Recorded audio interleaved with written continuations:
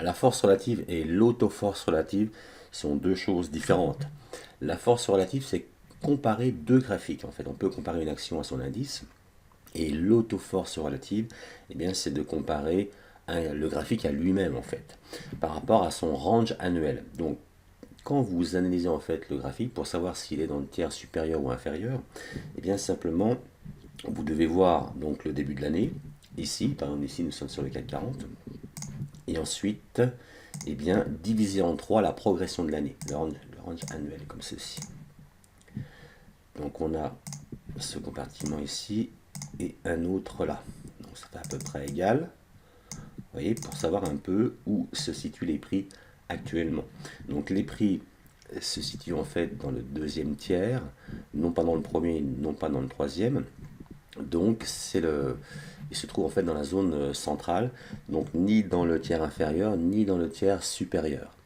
Donc ça c'est bon à savoir si vous tradez les configurations chartistes actuellement sur le CAC 40. Nous sommes bien sur la zone centrale. Si nous regardons l'euro-dollar, bien l'euro-dollar, si nous positionnons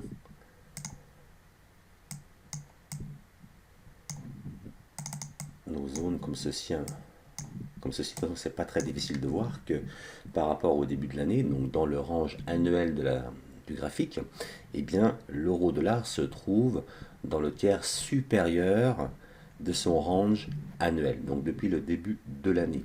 Donc par rapport au triangle, par rapport au triangle ascendant, au triangle oblique, eh bien dès qu'une valeur se trouve dans le range, dans le tiers supérieur, pardon, eh bien les probabilités de cassure à la hausse, donc que cette configuration soit une configuration de continuation, est beaucoup plus forte que par exemple elle serait dans le tiers inférieur. Dans le tiers supérieur, on a plus de cassure à la hausse. Dans le tiers inférieur, c'est le contraire, nous avons plus de cassure à la baisse. Donc c'est vraiment important de considérer bien l'autoforce relative quand vous tradez le chartisme, que ce soit les biseaux, les triangles, les figures d'élargissement. C'est vraiment important de savoir à quel graphique vous avez affaire.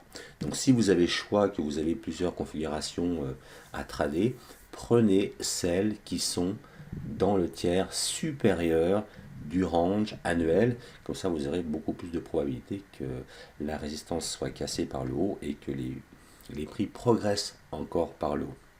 Donc vous voyez, il y a une grande différence entre la force relative pour comparer deux graphiques et puis l'autoforce relative pour comparer le graphique à lui-même et puis bien déceler si les prix sont dans le range dans le tiers supérieur ou le tiers inférieur.